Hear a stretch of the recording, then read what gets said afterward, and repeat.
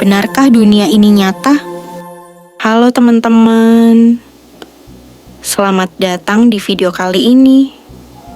Bayangkan kalian duduk santai di kafe favorit, minum secangkir kopi atau teh, melihat orang-orang lewat, mendengar suara-suara sekitar, merasakan suasana yang sama setiap hari.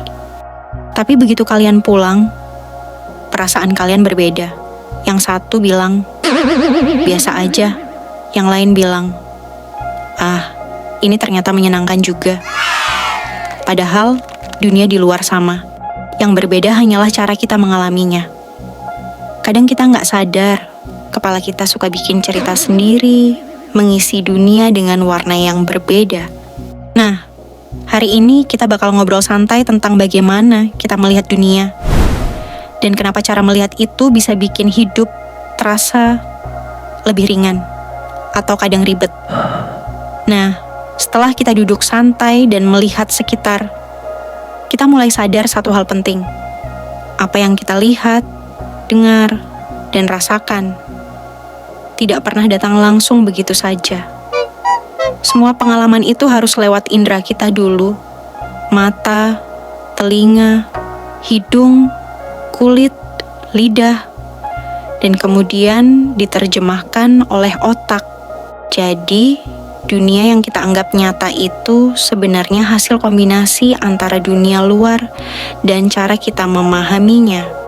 Kadang kepala kita menambahkan sedikit drama di sana, sedikit bumbu emosi di sini, dan tiba-tiba hal biasa bisa terasa seru, atau sebaliknya, membosankan.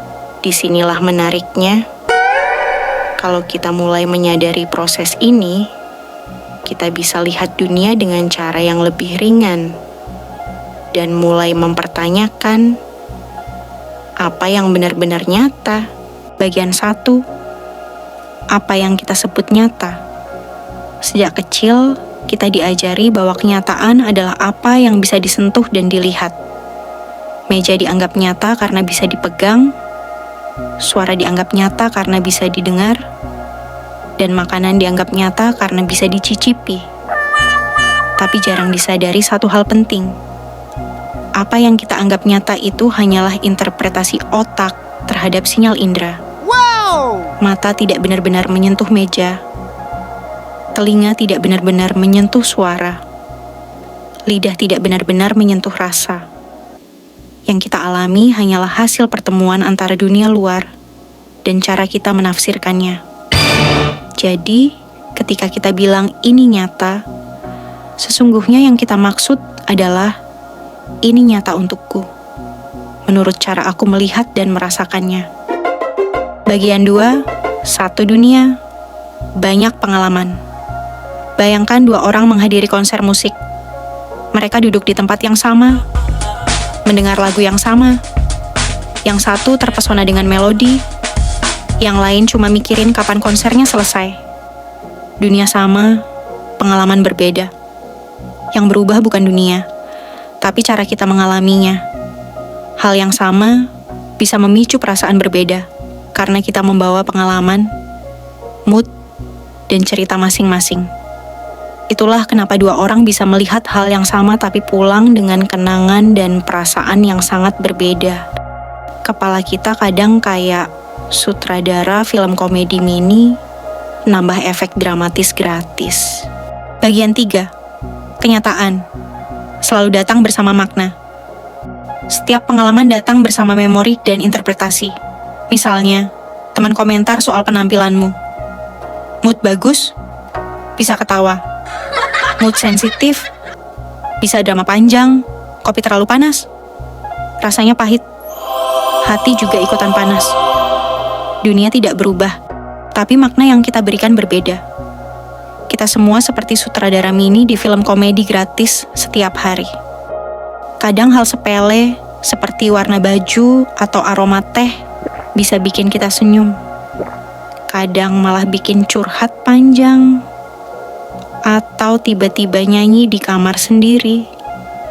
Hidup memang lucu, Dan kepala kita kreatif bikin drama gratis setiap hari. Bagian 4. Apakah dunia sama untuk semua? Burung melihat dunia dari langit, ikan dari air, manusia dari daratan. Satu planet, tapi pengalaman berbeda. Kalau kita bisa terbang kayak burung, macet di jalanan mungkin cuma lucu. Kalau bisa lihat dunia seperti kucing, sofa bakal jadi surga dunia. Dunia sangat tergantung cara kita melihatnya. Dan kepala kita kadang kayak editor film komedi, nambah efek dramatis gratis. Kita bisa tertawa sendiri melihat kebiasaan kecil orang lain.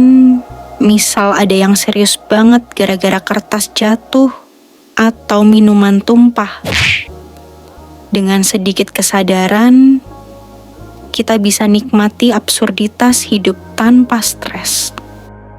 Bagian 5. Kesalahan yang seiring terjadi. Kita sering lupa pengalaman tidak mutlak. Kita bilang, dunia gini kan. Padahal maksudnya, menurut aku, akibatnya muncul pertengkaran kecil. Kadang soal hal sepele, kayak rebut remote TV, kadang kita kaget sendiri. Kenapa bisa marah cuma karena teman telat 5 menit? Kalau sadar, kita bisa senyum dan tarik napas. Dan bilang, biarin deh, drama gratis di kepala, gak usah dibela-belain. Banyak hal dalam hidup terlalu kecil untuk dibuat ribut. Tapi lucunya kepala kita suka bikin episode drama mini tiap hari, gratis. Dengan kesadaran ini, kita mulai bisa tertawa sendiri melihat kebiasaan. Bagian 6. Kesadaran yang memberi ruang. Hidup gak selalu minta jawaban besar. Yang penting, sadar bahwa persepsi kita bisa beda. Dan itu wajar. Tarik napas, lihat situasi dengan sudut pandang baru, dan bilang, ini cuma cara aku melihat dunia, bukan dunia itu sendiri. Drama gratis di kepala tetap ada. Tapi sekarang kita bisa tersenyum. Seperti nonton sinetron sambil ngemil camilan, santai saja. Kadang lucu kalau sadar drama itu muncul dari kebiasaan kecil. Misal mood jelek gara-gara kopi panas tumpah atau file kerjaan hilang. Dengan sedikit kesadaran, kepala tetap kreatif bikin drama. Tapi hati tetap damai. Bagian 7. Penutup refleksi. Dunia yang kita alami bisa berbeda dengan orang lain. Tidak ada yang salah, itu wajar. Dengan sadar, hidup terasa lebih ringan, terbuka, dan damai. Kadang malah lucu, seperti kita serius karena kucing tidur di keyboard atau tanaman mati padahal baru disiram. Dengan sedikit humor, kita bisa melihat kekonyolan hidup dan tersenyum. Pesannya sederhana. Yang bikin dunia terasa nyata adalah cara kita melihatnya sendiri. Jadi jangan terlalu serius menilai orang lain atau menghakimi situasi kecil. Terkadang hal yang paling penting adalah tertawa sedikit sambil menikmati drama gratis otak kita sendiri.